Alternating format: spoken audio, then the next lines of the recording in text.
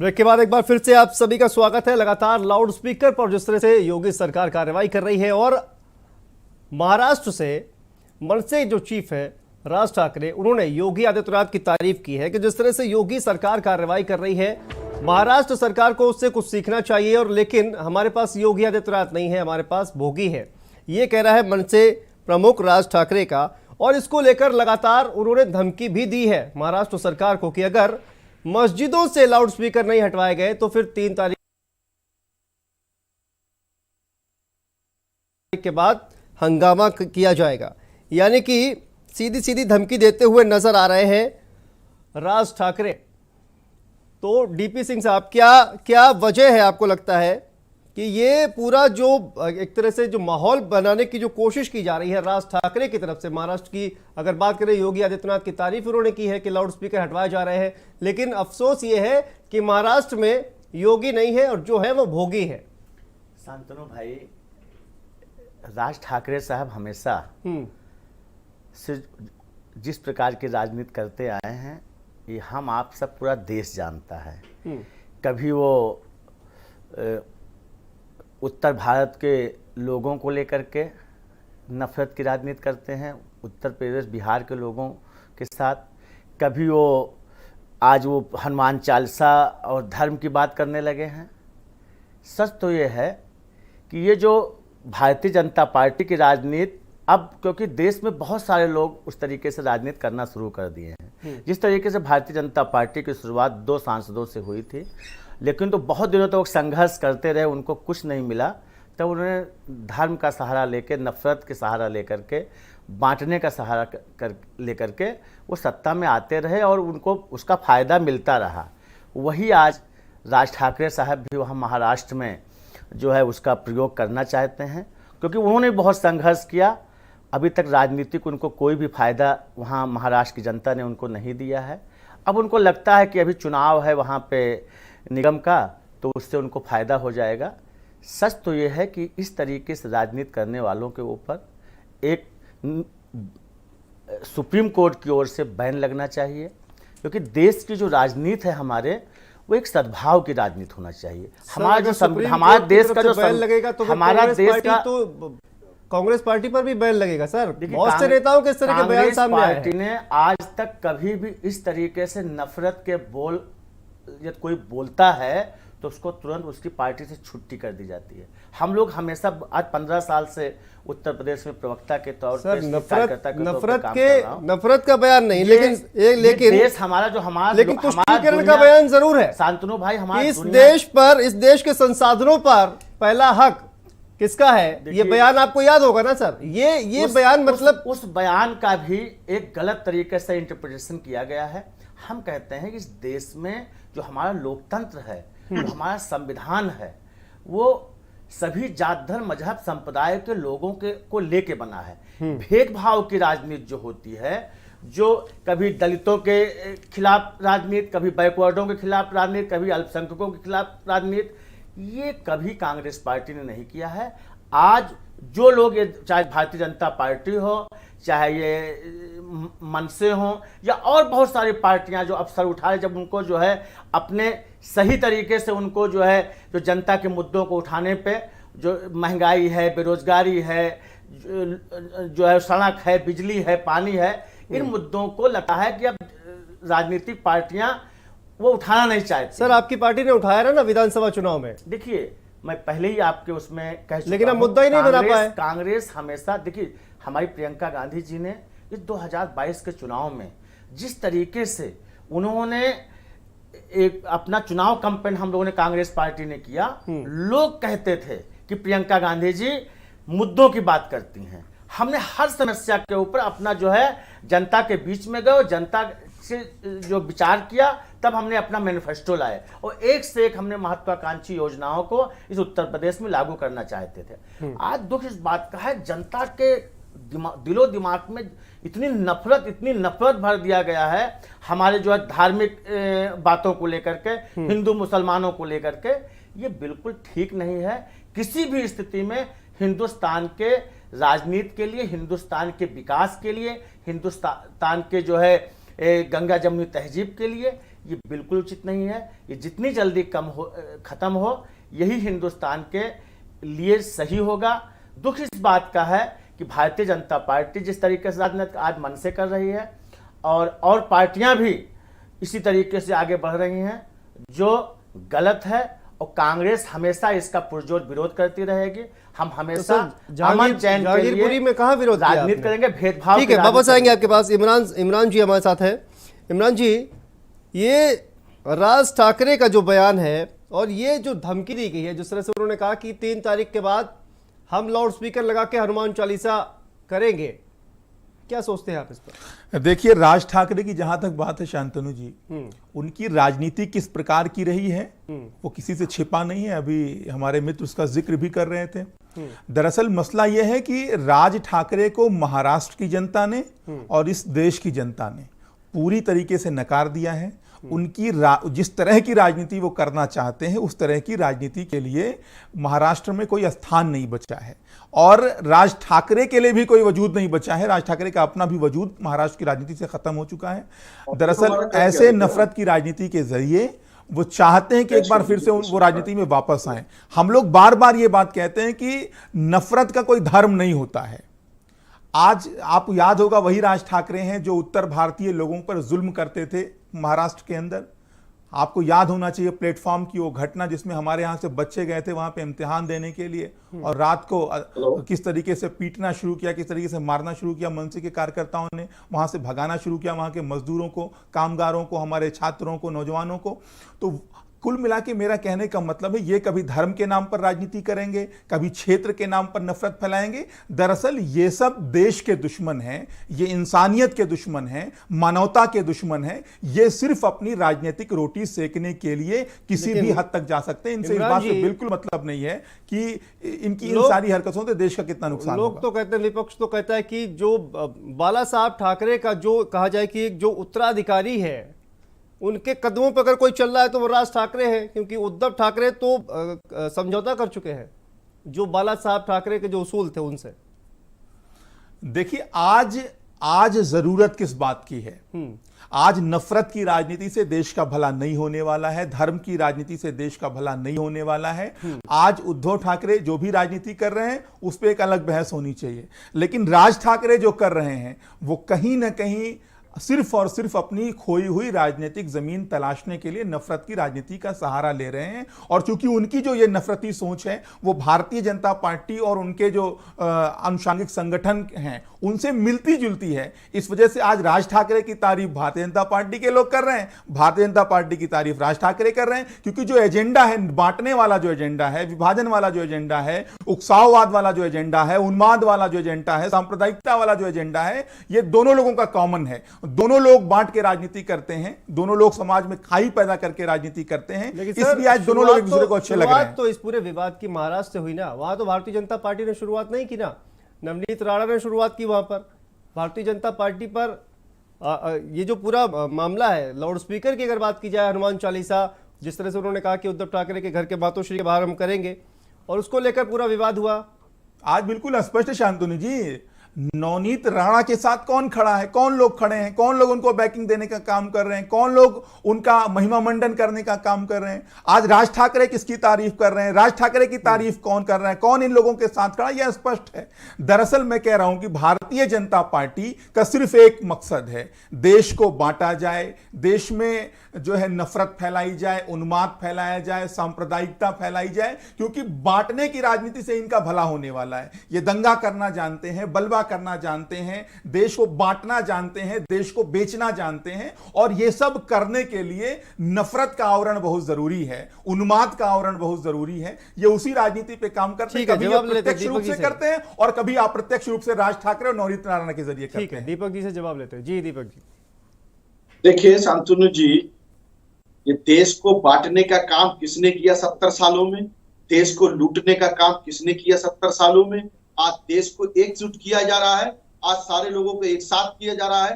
आज देश का नाम जो है विदेशों में हो रहा है, आज देश को विदेशों में भी जाना जा रहा है, बिल्कुल जाना जा रहा है, बिल्कुल जाना जा रहा है। जिस तरीके से आप आप उन्माद फैला रहे हैं, जिस तरीके से आप देश को बदनाम करने का काम कर रहे हैं, जिस तरीके से आपने जो संवैधानिक संस्थाएं उनको गुलाम बनाने का काम किया है, जिस तरीके से आज नौजवान सड़कों पर है, किसान सड़कों पर है, पूरी बिल्कुल किसान आंदोलन के जरिए आपने पूरे देश में अपने आप को पहचाना, सीएनआरसी के जरिए आपने पूरी दुनिया में अपने आप को पहचाना, नौजवानों की जो हालत है उससे पूरी दुनिया में आप पहचान रहे हैं, इससे बिल्कुल इनकार नहीं है। आज चाहे किसान हो, नौजवान हो, छात्र हो, महिलाएं हो, हर एक का उत्पीड़न करने का काम आपने किया है। किसी भी मुद्दे पर आपने काम करने का काम नहीं किया, देश को लूटने का काम किया है। एक के बाद एक आप सरकारी संस्थाओं को बेचने का काम कर रहे हैं, संवैधानिक संस्थाओं को गुलाम बनाने का काम कर रहे हैं। निश्चित रूप से आप पूरे देश को पूरी दुनिया के अंदर बदनाम करने का काम कर रहे हैं। ऐसा ही सोच है आपकी और वैसा ही सोच रहे हैं। उत्तर प्रदेश की बात हो चाहे देश की बात हो, आज एक साथ करने का काम किया है। देश के अंदर प्रधानमंत्री जी ने विजन और मिशन के एक्शन के तहत देश में अंदर एक बदलाव खड़ा करने का काम किया है। जिस तरीके से आज देश के अंदर एक परिवर्तन खड़ा हुआ है, ये कभी भी नहीं देखा जा सकता था। लगातार एकजुटता की बात हो तो वो समान दिखाई देता है।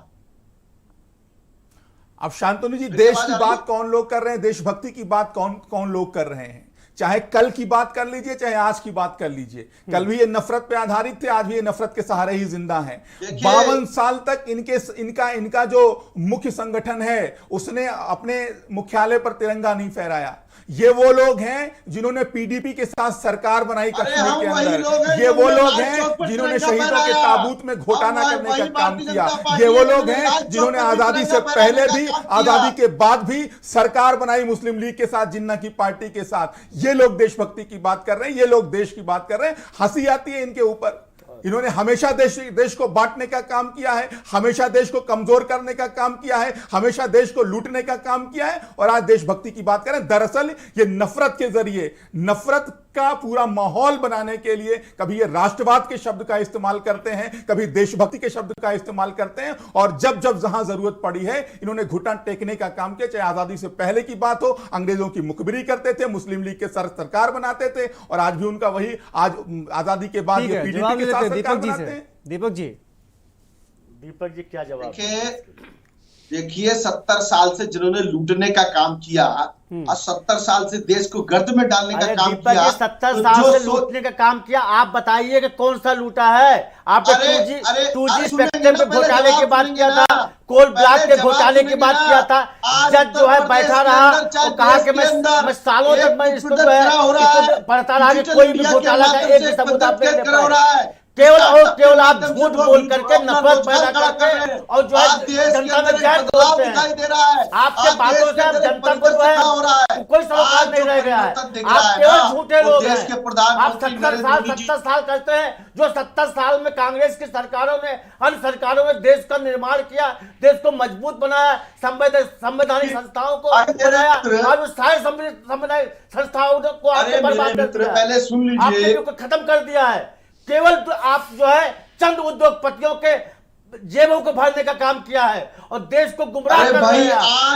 केवल अडानी, अंबानी और उद्योगपतियों को देश का खजाना। ठीक है डीपी सिंह जी, सुन लेते हैं। जो आया है ना, वो देश के प्रधानमंत्री नरेंद्र मोदी जी के नेतृत्व में आया। देश की बात करते हैं, शोभा नहीं देता है।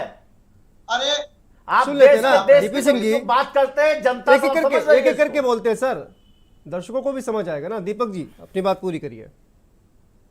देखिए जिस तरीके से आज देश के प्रधानमंत्री जी पर भरोसा आज दिख रहा है ना, बदलाव देश के अंदर, आज देश की भी जय के नारे आज विदेशों में भी लगते हैं। आज विदेशी संबंध भी किस तरीके से तैयार हुए भारत देश के अंदर, ये भी सामने दिखाई दे रहा है। आज किस तरीके से डिजिटल इंडिया के माध्यम से लोग अपना रोजगार खड़ा कर रहे हैं। आज युवा किस तरीके से स्टार्टअप व्यापार के माध्यम से अपना रोजगार खड़ा कर रहे हैं। आज किस तरीके से पूरे देश के अंदर एक सड़कों का और पुलों का निर्माण का जाल बिछा हुआ है। लगातार ये जो सुविधाएं हैं, ये जनता की सुविधाएं हैं। आज देश में एकजुटता का माहौल है। कहीं किस तरीके से, जिस तरीके से अगर मैं उत्तर प्रदेश की बात करता हूं तो 2012 से 17 तक कैसे तरीके से दंगे धर्म के नाम पर, जाति के नाम पर 600 से ज्यादा दंगे कराए गए।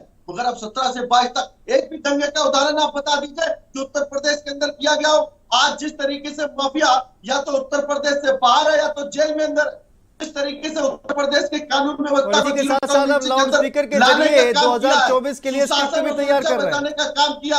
आज बहनों का भरोसा महिलाओं का भरोसा देश के प्रधानमंत्री आदरणीय नरेंद्र मोदी जी पर है, उत्तर प्रदेश में उत्तर प्रदेश के दीपक मुख्यमंत्री जी, योगी आदित्यनाथ जी पर है। दीपक जी, और इसी वजह से ये जो लाउड स्पीकर का जो पूरा कार्यक्रम चलाया जा रहा है ना उत्तर प्रदेश में, 2024 के लिए स्क्रिप्ट अभी से तैयार कर रहे हैं ना आपकी। देखिए हमने ये काम यही किया विषय था है ना शांतनु जी, इसको समझना पड़ेगा। अगर जिस तरीके से सुप्रीम कोर्ट के पालन को कराना एक सरकार का काम है और उसी काम को करने का काम किया जा रहा है, तब इसको चुनाव से जोड़ा जाता है। अभी मुझे लगता है किसी भी विषय को लेकर के चुनाव से जोड़ने से नहीं होना चाहिए। जब से ये निश्चित कार्रवाई रूप शुरू से हुई ये जो है, कार्रवाई हो रही सुनिए है ना दीपक ये जी, सकारात्मक कार्रवाई सुनिए ना है दीपक और ना जी, किसी धर्म के आधार जब पर से है। ये कार्रवाई शुरू हुई है, क्या उसी दिन कोर्ट का ऑर्डर आया, उससे पहले नहीं आया? जो भी सुप्रीम कोर्ट की गाइडलाइन का अनुपालन करेगा उसको ठीक से पालन कराया जाएगा। अरे तो कोर्ट का आदेश तो पहले आया ना, फिर कार्रवाई तो अभी शुरू हुई है 2 दिन पहले। ये देखिए निश्चित रूप से कोर्ट के आदेश का पालन कराने का काम शुरू किया गया है ना, तो जिस तरीके से किया गया उसी को प्राथमिकता है। आप समझिए, मैं वही बात कर रहा हूँ शांतनु जी, ये किस तरीके से लोग अपनी डिबेट में भी हमको समझ में आया कि इसी विषय को किस तरीके से धर्म पर और बंटवारे पर बांटने का काम कर रहे थे, किस तरीके से इसको अलग-अलग को लेकर तो सवाल उठा रहे ना। अरे भाई जी निश्चित रूप से जी आप बताइए। मैं कह रहा हूं इसी टाइमिंग को लेकर इमरान जी भी सवाल उठा रहे हैं कि आखिर ये टाइमिंग जो है अभी ये क्यों किया जा रहा है? देखिए अभी हिमाचल में चुनाव है, गुजरात में चुनाव आने वाला है, इसी वजह से तब ये कहते कि 2022 के चुनाव से अभी तो कहीं कोई चुनाव नहीं है ना, अब इसको चुनाव से क्यों जोड़ा जा रहा है? जिसको जोड़ना, देखिए जो सुव्यवस्था होनी चाहिए, जो जनता के हित में होना चाहिए, जनता के विश्वसनीय के लिए होनी चाहिए, जनता की अच्छी व्यवस्था के लिए होना चाहिए, उसको टाइमिंग और समय से जोड़ने से, चुनाव से जोड़ने का काम नहीं करना चाहिए। ये अच्छी व्यवस्था है, ये जनता की सुविधा के लिए है, इसको सरकार सुप्रीम कोर्ट के गाइडलाइंस को पालन कराने का काम कर रहा है। तो मुझे लगता है इसका हम सबको समर्थन करना चाहिए, चाहे वो मंदिर से हो, मस्जिद से हो, जो भी ध्वनि प्रदूषण के अंदर कार्रवाई है उसको कर करके। ठीक है, फखरुल जी काफी देर से इंतजार कर रहे हैं। फखरुल जी, अगर लाउड स्पीकर हटाए जा रहे हैं, शोर कम हो रहा है, बच्चों का एग्जाम जो है, और इससे अगर ये सब कम किया जा रहा है, तो आखिर क्या दिक्कत है समाजवादी पार्टी को? इससे क्या दिक्कत? नहीं, समाजवादी पार्टी को दिक्कत इस भारतीय जनता पार्टी की नीयत से है। माननीय न्यायालय के आदेश से किसी को कोई दिक्कत नहीं है। सभी, चाहे वो हिंदू हो चाहे मुसलमान हो, सभी माननीय न्यायालय के आदेश का पालन करते हैं। और हिंदू और मुसलमान वो कभी नहीं लड़ता है। अगर बंटवारे और नफरत की राजनीति करके उसमें आग डाल के उसको भड़काने के काम कोई करता है तो भारतीय जनता पार्टी करती है। हम तो ये कहना चाहते हैं कि न्यायालय का आदेश आज थोड़ी आया है, न्यायालय का आदेश बहुत पुराना है, जिसको समय समय पे न्यायालय कहता है कि इस आदेश का अनुपालन पूर्णता नहीं हो रहा है तो सरकारें फिर से उस पर लग जाती है। लेकिन उत्तर प्रदेश की सरकार, उसकी नीयत साफ नहीं है। और हमारे भारतीय जनता पार्टी के मित्र अभी बहुत लंबी लंबी बातें कर रहे थे, हम सुन रहे थे उनको, कि भ्रष्टाचार की भी बात की उन्होंने कि 70 साल में क्या भ्रष्टाचार हुआ, तो इधर क्या भ्रष्टाचार हुआ। तो मैं उनसे ये भी पूछना चाहता हूं कि भारतीय जनता पार्टी वो 7 साल 8 सालों में देश की सबसे अमीर पार्टी कैसे बन जाती है? कहां से आपको इतना चंदा मिल जाता है, कहां से इतना पैसा आ जाता है? देश के 2 ही 4 उद्योगपति वो क्यों आज दुनिया के सबसे अमीर आदमी बनते जा रहे हैं और देश की अर्थव्यवस्था बिगड़ गई है? रोजगार है नहीं, लोग भूखे मर रहे हैं, लोगों के रोजगार जा रहे हैं, लेकिन अडानी अंबानी जी का कारोबार दिन और रात आगे बढ़ रहा है, वो दुनिया के सबसे अमीर आदमी बनते जा रहे हैं। तो हम कहना चाहते हैं, देश की सरकार हो या उत्तर प्रदेश की सरकार हो, गरीब के लिए, बेरोजगार के लिए, महंगाई से परेशान जनता के लिए इनके पास कुछ नहीं है। इनकी सारी योजनाएं अगर किसी के लिए हैं तो अडानी अंबानी के लिए हैं। जिस व्यवस्था में देश की अर्थव्यवस्था खराब हो गई है, बेरोजगारी बढ़ गई है, उसमें भी अडानी जी दुनिया के सबसे अमीर आदमियों में शामिल हो गए। ये भारतीय जनता पार्टी की नीति और नीयत से ही संभव नहीं किया। हमने स्वच्छ शौचालय, स्वच्छता के बारे में शौचालय देने का काम अडानी को नहीं किया। हमने लोगों को देश आवाज की देने का जनता काम अडानी देश के की लिए नहीं जनता किया। वो टैक्स हमने देती है, बेरोजगार वो आपसे करने का राशन काम नहीं अडानी चाहती के लिए है। नहीं करा। देश का अरे बेरोजगार भैया, वो आपके 5 किलो फारूक राशन जी, नहीं चाहता है, वही जिस उसने बात MBA कर रहे हैं और ना, BBA और इंजीनियरिंग करने के बाद वो अपना रोजगार चाहता है, उसने अपनी शिक्षा आज प्राप्त की है, वही वो भर्ती BBA चाहता और है। BBA जब करने शिक्षक वाले भर्ती के लिए स्टार्टअप के मुख्यमंत्री माध्यम से आवास पे होटल आता है मैनेजमेंट के तो उस माध्यम पे से लाठी अपना चलाने का व्यापार काम आप कर रहे करते हैं। हैं। आज जब किस बेरोजगार तरीके से कैंडल स्टार्टअप मार्च के निकालता माध्यम है से तो उस पे अपने लाठी आप को चलाने का उद्यमी काम रूप में आप करते दिखाई दे हैं। रहे हैं। उत्तर कभी प्रदेश ये में संभव अपराध नहीं की हो बात सकता आप था। अभी कर रहे आज थे। देश के आप अंदर प्रदेश के NCRB अंदर का ये संभव होता है। आपने आंकड़े इस कभी उठा के तरीके से देखे युवा कि अपने 2016 के छोटे बाद से व्यापार को महिलाओं बड़े के व्यापार खिलाफ के महिलाओं पे ले जा कितने रहे हैं। अत्याचार ये भी होते हैं, असंभव हो रहा है कितने मेरे दंगे मित्र। उत्तर प्रदेश में हुए हैं। आप तो कहते हो कि एक भी अरे दंगा भाई, नहीं आप हुआ। बता दीजिए ये आप। एजेंसियां उत्तर समाजवादी प्रदेश पार्टी के की अंदर नहीं बता है, दीजिए। ये एजेंसी बता गेम्स की दीजिए एजेंसी बाबूजी। है जो बता आपके दीजिए झूठ ना। को तो पूरा जनता से लेकर जनता के के सामने लाने का काम नहीं, नहीं करती है। फखरुल जी बता दीजिए ना, दीपक जी पूछ रहे हैं, बता दीजिए आप। 2012 से 17 तक कितने दंगे कराने का काम किया जाता?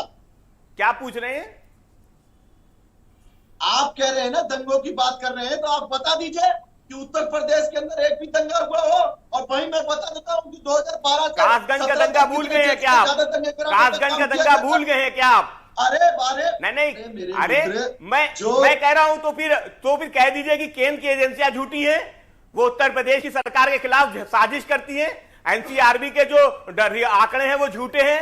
अरे मोदी जी मेरे भाई, योगी जी की उत्तर प्रदेश की सरकार के खिलाफ झूठे आंकड़े पेश करती हैं, उनकी संस्थाएं झूठे आंकड़े लेके आती हैं। ये मैं और समाजवादी पार्टी आंकड़े थोड़ी बनाए, पार्टी ऑफिस में हमारे बैठ के ये आंकड़े थोड़ी बनाए गए NCRB के, वो तो आपकी एजेंसियों ने बनाए ना। आपको अगर आपत्ति है तो मोदी जी से कहिए ना, हमसे क्यों कह रहे हैं आप? उत्तर प्रदेश के अंदर कोई भी दोषी हो, कार्रवाई नहीं छोड़िए। करने का दंगे काम उत्तर किया प्रदेश जाए। में हुए या नहीं हुए ये बताइए। क्यों झूठ बोलते हैं आप चैनल पे बैठ के? अरे देखिए, झूठ बोलने का काम कौन कर रहा है? उत्तर प्रदेश की जनता चाहती है फारूक जी। अरे भाई, झूठ बोलने का काम जो केंद्र की परिणाम है एजेंसियां कर सामने रही होंगी, वो उत्तर प्रदेश की सरकार के खिलाफ साजिश कर रही होंगी। भाई समाजवादी पार्टी ने NCRB के आंकड़ों को नहीं बनाया है ना, वो तो एजेंसियों ने बनाया है, तो उनसे कहिए। और वो तो आपका रिकॉर्ड जो पुलिस के थानों में रिकॉर्ड होता है उसी को उनकी रिपोर्ट होती है। तो आपकी सरकार ने भी झूठे आंकड़े दिए होंगे, एजेंसियों ने भी झूठे आंकड़े बनाए होंगे, उसके बाद भी दंगे लिखे उसके अंदर, महिलाओं के अत्याचार लिखा है। तो समाजवादी पार्टी क्या करे? हम आपकी बात को मान ले या मोदी जी की एजेंसियों को मान ले? हम किनको मान ले? आप ही बता दीजिए। ठीक है, वापस मुद्दे पे आइए। दीपक जी, जिस तरह से कहा जा रहा है कि सर्वदलीय एक बैठक जो बुलाई गई थी महाराष्ट्र सरकार के द्वारा, आपकी पार्टी ने उससे बहिष्कार कर दिया, उसका गए ही नहीं आप, क्योंकि आपको मुद्दा सुलझाना ही नहीं था। देखिए शांतनु जी, जिस बैठक की चर्चा आप कर रहे हैं, मुझे उसकी पूरी जानकारी नहीं है, तो मैं उसके विषय में कोई ऐसा टिप्पणी नहीं कर सकता। देखिए, जिस भी कहीं भी कोई ऐसा विषय भारतीय जनता पार्टी के सामने आता है जो जनता के हित में होता है, जो जनता के निर्णय के लिए होता है, तो निश्चित रूप से उसके लिए आगे बढ़कर के काम करती है। मैं आपको बता दूं, सर्वदलीय बैठक बुलाई गई थी और उसमें देवेंद्र फडणवीस ने कह दिया कि अब बातचीत की गुंजाइश नहीं है सरकार के साथ। ठीक है, आदित्य ठाकरे, उनका बयान आया कि 2005 में सुप्रीम कोर्ट का आदेश आया, उसका पालन होना चाहिए और इसमें किसी धर्म के चश्मे से इसको नहीं देखना चाहिए। ये ध्वनि प्रदूषण का मामला है और ध्वनि प्रदूषण की वजह से ये जो लाउड स्पीकर है इनको हटाया जाना चाहिए, ये पूरा मामला है। निश्चित रूप से ये तो उत्तर प्रदेश में किया ही जा रहा है। ध्वनि प्रदूषण का बिल्कुल हटाना चाहिए, सुप्रीम कोर्ट के गाइडलाइंस का पालन किया जाना चाहिए, ये उत्तर प्रदेश में किया जा रहा है। जी ठीक है। इमरान जी, जिस तरह से आपने कहा कि टाइमिंग को लेकर सवाल उठाए जा रहे हैं, लेकिन महाराष्ट्र सरकार के मंत्री आदित्य ठाकरे, उनका यह कहना है कि ये 2005 में जो फैसला आया है लाउड स्पीकर को लेकर केंद्र सरकार का, माफ कीजिएगा सुप्रीम कोर्ट का, उसको पूरे देश में लागू होना चाहिए, हर राज्य में लागू होना चाहिए। उत्तर प्रदेश ने शुरुआत कर दी है, दिल्ली में भी शुरुआत होगी क्या? देखिए, बिल्कुल होना चाहिए। अगर सुप्रीम कोर्ट का कोई निर्णय आया है और वो जनहित में है तो निश्चित रूप से उसका अनुपालन करने में कोई दिक्कत किसी को नहीं है, ना दिल्ली को होगी, ना महाराष्ट्र को होनी चाहिए, ना उत्तर प्रदेश को होनी चाहिए। लेकिन मसला यहां पर है कि इस पे जो राजनीति को गरमाने की जो कोशिश की जाती है, सवाल वहां उठता है, ऐतराज वहां होते हैं।